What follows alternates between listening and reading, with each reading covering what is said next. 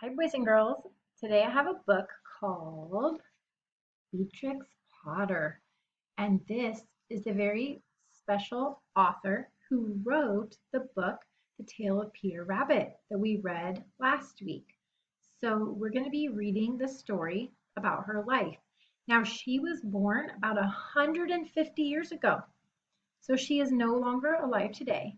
But in this book, we're going to be reading about her life. And when you read about somebody's life, it's called a biography. So that's what we're reading, a biography.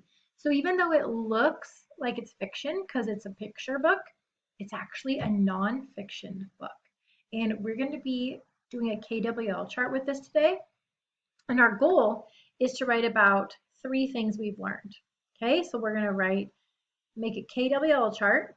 K, what we want to know. W, what we learned. And L, 3 things we learn. So go ahead and get your KWL board ready, and we're going to start putting something down. So what do you know about Beatrix Potter? Think about maybe a book you've read or heard read to you. What was it called? Peter Rabbit. So under the K, right, she wrote Peter Rabbit. So under your K, we have something like this. She wrote Peter Rabbit. Now under your W, be thinking, what do you want to know about Beatrix Potter? What do you want to know? And I'm going to write something that I want to know. I want to know, why did she write about animals? What was her reason behind that? Why did she do that? And then today we're going to put 3 things we learned about her. And that's what we're going to do today. 3 things we learn about Beatrix Potter. So it's kind of a long book, so get comfortable and sit somewhere where you'll be able to focus and pay attention. Okay, so this book is written and illustrated by a lady named Alexandra Wallner. So she's an author and a writer. An author and an illustrator. So as you can see, this little bunny is, who is that? Peter Rabbit. All right. I'll try to do it so you can see the picture while I read, okay? Helen Beatrix Potter was born in London, England on July 28, 1866. She was the first child of her parents, Rupert and Helen Potter. Wait, her mom's name is Helen and her name is Helen. Her brother, Bertram, was born 5 years later. Like many children in wealthy English families, Beatrix and Bertram didn't see much of their parents. They were left in the care of governesses. And nowadays we would say those are kind of like nannies. So if your parents work a lot or are gone, a nanny would take care of you and you wouldn't see your parents very much. And in this day, they still have these too, but they had governesses and they would take care of the children. You can see right here, and this is like her governess. Instead of going to school, they had their lessons at home. They hardly ever saw other children. Occasionally, their parents let them play with their cousins. So that's kind of like you guys right now. You are in homeschool right now. You hardly see any other children too, but you might get to see people like cousins because they're family, right? Right. Next page. Beatrix and Bertram were very lonely. Are you lonely too? Some of us are feeling lonely. They spent a lot of time drawing and painting flowers and animals. Their many pets became their only friends. Are you playing with your pets too and drawing and painting a lot? I know we are here at home. Without their adults knowing, they hid rabbits and frogs and lizards and newts and snakes and salamanders and bats and mice and turtles in their house. Yuck! Even after their pets died, they saved the skeletons and they drew their bones. Beatrice was especially fond of two pet mice named Hunka Munka and Apply Dapply, and a rabbit she named Peter. Oh, I'm going to write down something I just learned. If you've learned something about Beatrix Potter, write it down. So I'm going to write something down.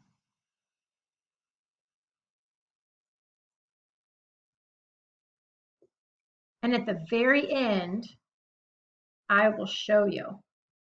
That way, you have your own thoughts, and I have my own thoughts, and we can share them at the end so that you are using your brain. All right. Okay. Mr. and Mrs. Potter, they encouraged Beatrix and Bertram to study art. Beatrix's father enjoyed photography and collected paintings. When Beatrix was old enough, he took her to museums. He introduced her to John Everett Millais, a famous painter. I hope I said that right. Who showed her his studio. Thanks to her father, Beatrix saw how an artist lived and how an artist worked. In the summers, Beatrix went to Scotland with her family. The Potters rented different houses near the woods. Beatrix kept a diary written in her own code. The sights and sounds of the woods were like magic to her, and everything was romantic in her imagination. She also liked to paint wildflowers and small woodland animals. Her years of practice made her an excellent painter. There she is painting all these little critters. You see them all in the woods. Okay. When Beatrix was 17 years old, her parents sent Bertram, her brother, to boarding school. Do you know what boarding school is? Boarding school is where you are at school and you live there. So there's different types. But in the old days, lots of kids went there if their parents had a lot of money. And you lived there Monday through Friday. You ate there, you slept there, you had school there, and then you went home on the weekend. But if you lived really far, you only went home for holidays. Her mother hired Annie Carter to be her companion, which is her friend. So her mother hired someone or paid somebody to come talk to her and play with her. Annie was only 3 years older than Beatrix. It was the first time Beatrix had a girlfriend. And the girlfriend in this means just a friend that's a girl. She loved Annie and enjoyed her company. But 2 years later, Annie got married and she moved away. So now she's probably lonely because her friend got married. Beatrix was alone again. So my prediction was correct. She wrote, I cannot rest. I must draw. When I have a bad time come over me, it's a stronger desire than ever. Bad times came over her often.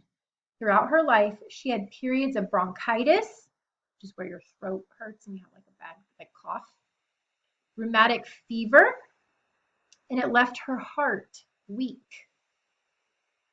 Her mother and father were strict. As Beatrix grew older, she wished she could make her own decisions. So strict means like they have lots of rules she has to follow. Beatrix got a pet rabbit and she named him Bounce. I thought it was going to be Peter. She painted him from all angles wearing human clothes, as if he were a person. A greeting card company bought some of these paintings. They were published along with some verses in a booklet called A Happy Pair. But the money she earned from that was not enough to support herself.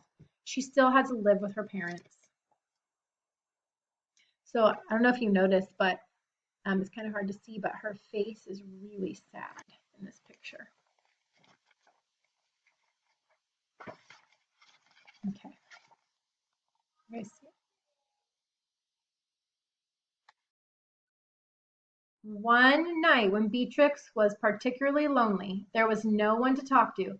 She wrote a letter to a little boy named Noel. He was the son of her former friend, Annie Carter.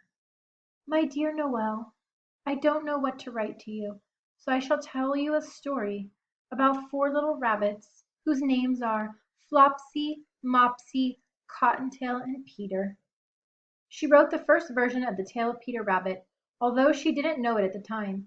She didn't think about writing other stories because she was more interested in making drawings and keeping notes on science.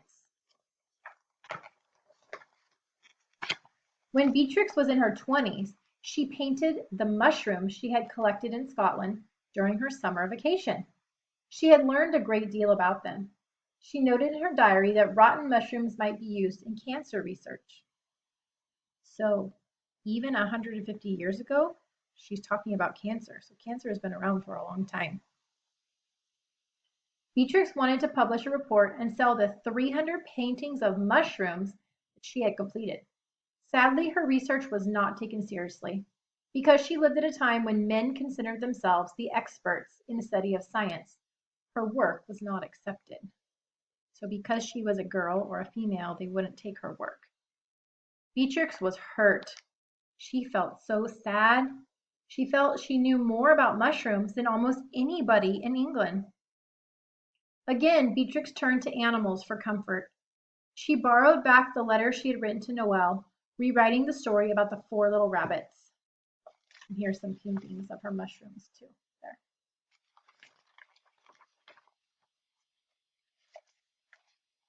Although she sent it to several publishers, none wanted it.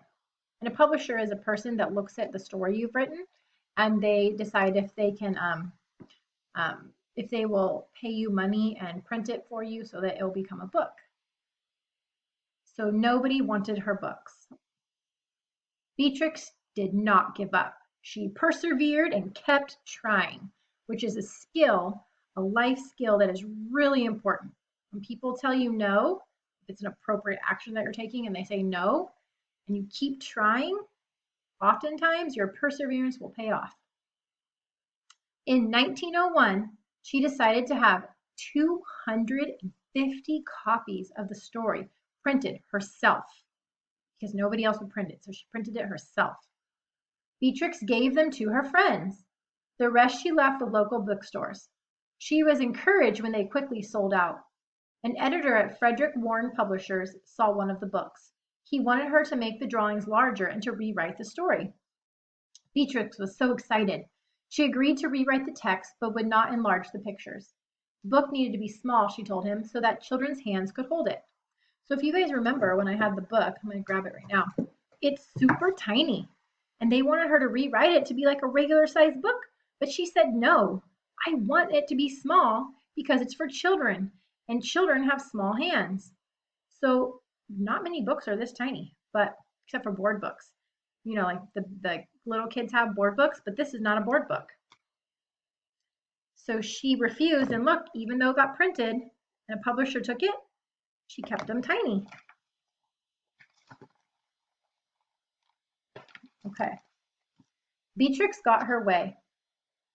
And The Tale of Peter Rabbit was published in 1902 when Beatrix was 36 years old.